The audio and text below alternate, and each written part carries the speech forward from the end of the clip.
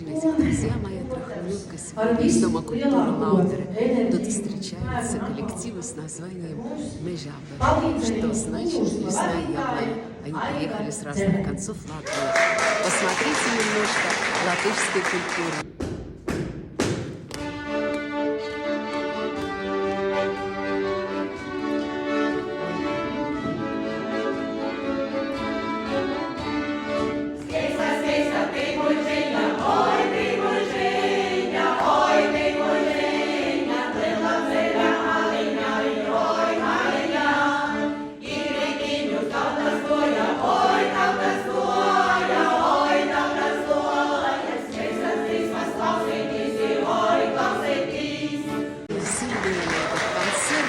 Друзья из goroda Durba, которые tiekamies ar Frigitu un Jāni, nezinu, pēc 100 gadiem, bet satikāmies Facebookā vakar, sarakstījāmies un izrādījās, ka viņi no Liepājas, no Durbas brauc uz Madoni. Jā.